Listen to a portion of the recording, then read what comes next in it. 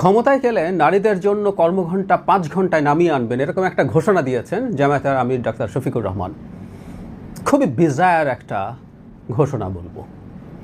উনি আমেরিকায় আছেন, সেখানে একটা বক্তৃতা করেছেন, সবাই ফটোকার্ডটা শেয়ার করছেন। ওই বক্তৃতাটা শুনলাম, উনি কি বলেছেন আবারও বলছি, খুবই লজিক্যাল এবং বিজায়ার একটা প্রতিশ্রুতি বলতে পারি দিয়েছেন তিনি। এটা কেন দিয়েছেন আসলে আমি সেটা খুঁজতে চাই।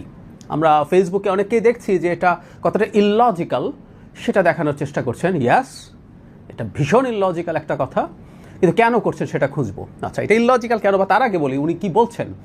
উনি ওই বক্তৃতায় বলছেন যে নারীরা যেহেতু মা, তাদের সন্তান থাকে, সন্তান ধারণ করেন, তাদের সন্তানদের আশ্রয় দেন, সন্তানকে লালন পালন করেন, এগুলো খুবই গুরুত্বপূর্ণ কাজ। সেজন্য নারীদেরকে এইটা দেয়াকে উনি কোনো রকম কোনো করুণা বা দান না, এটা তার অধিকার, এরকম তিনি বলছেন।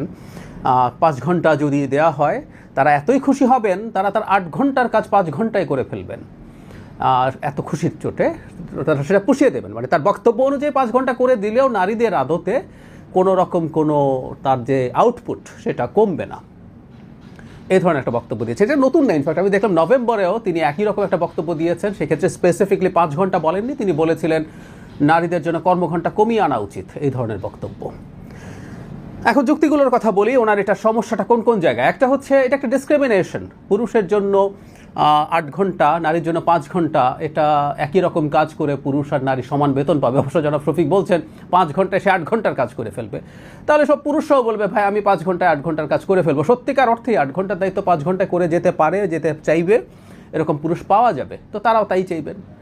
এটা একটা দিক। দ্বিতীয় দিক যেটা, সেটা হচ্ছে 5 ঘন্টায় নামিয়ে আনায় বেতন কি কমানো হবে? জনাব শফিকের বক্তব্য শুনে মনে হলো বেতন কমানো হবে না, এটা তিনি বলছেন।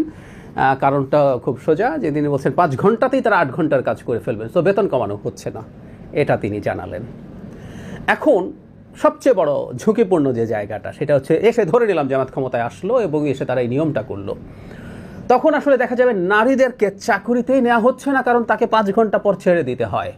কাগজে কলমে ইন্টারভিউতে ডাকা হবে, কেউ লিখে দেবেন না যে এখানে মানে নারী ছাড়া কেউ অ্যাপ্লাই করতে পারবেন না। যেমন ইসলামী ব্যাংক বা জামায়াত ইসলামের বিভিন্ন প্রতিষ্ঠানে তো লিখে দেয় না যেখানে জামায়াত ছাড়া কেউ অ্যাপ্লাই করতে পারবেন না, কিন্তু দিনের শেষে রিক্রুট করা হয় জামায়াত এবং শিবিরের ট্রেস দেখে দেখে। এটা ওপেন সিক্রেট, এবং সেটা তারা এই প্রতিষ্ঠানগুলো তারা এটাকে তৈরি করেছেন বলে গর্বও করেন। তো এই একইভাবেই হবে, থাকবে, এবং দেখা যাবে নারী কর্মীদেরকে আর কেউ নিচ্ছে না, কারণ ওকে 5 ঘন্টা চাকরি করে ছেড়ে দিতে হয়।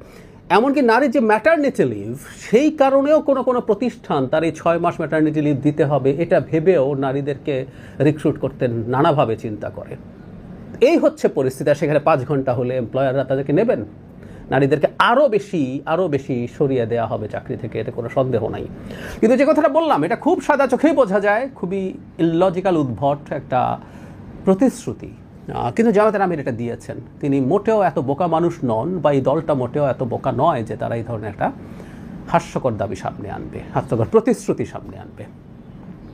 আমার কাছে মনে হয় এটা আসলে তারা বিএনপিকে বিপদে ফেলার জন্য করছেন।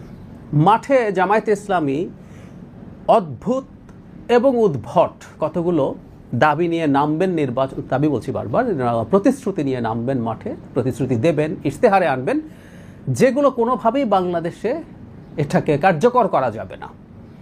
কার্যকর করা না গেলেও উনি এটা বলবেন, এতে বিএনপি চাপে পড়বে, বিএনপিকেও একই ধরনের কথা বলতে হবে। অথবা বিএনপি যদি না বলে, এই যে নারীদের 5 ঘন্টা চাকরি সময় করে দেব, বিএনপি যদি এটা না বলে, তুলনা করবে, দেখেন আমরা ক্ষমতা আসলে কিন্তু এটা করব, বিএনপি এটা করছে না। এতে খুব শিক্ষিত সচেতন নারী ছাড়া এটার ফাঁকিটা বোঝা কঠিন হবে।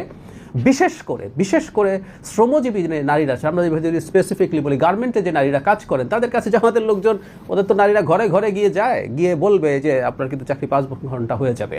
তো তারা মোটিভেটেড হয়ে ভোটও বাড়বে, প্লাস বিএনপির সাথে এই তুলনা চলতে থাকবে।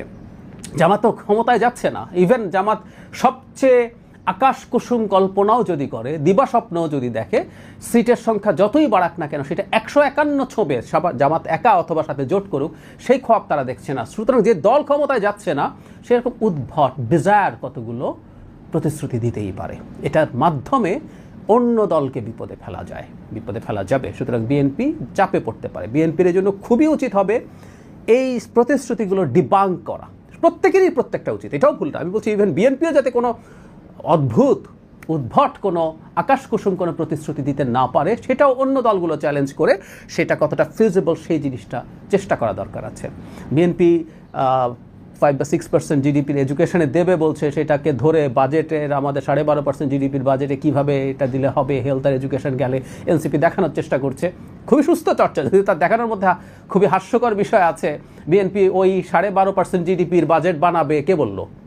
বিএনপি ট্যাক্স ভ্যাট কালেক্ট বেশি বাড়াতে পারলে, আমরা তো ট্যাক্স জিডিপি রেশিও আমাদের এখানে অনেক নিচুতে, সো এটা বাড়ানো গেলে বাকি সব কিছু করা যাবে। যাই হোক, এই ডিবেটগুলো এভাবে চলুক, এবং আমি মনে করি জামাতের দিক থেকে এই ধরনের আরও প্রচুর আকাশকুসুম ধরনের প্রতিশ্রুতি আসবে। বিএনপিকে যুক্তি দিয়ে জনগণের সামনে এগুলো বোঝাতে হবে, এবং শুধু বিএনপি না, নাগরিকরাও, কোনো একটা দল যাতে মিথ্যা, আবারও বলছি এটা এই ক্ষেত্রে আবার শুধু জামাত না, বিএনপি, জামাত, এনসিপি বা যারা যারা নির্বাচন করবে, কেউ যাতে উদ্ভট কোনো কিছুর মাধ্যমে মানুষের কাছে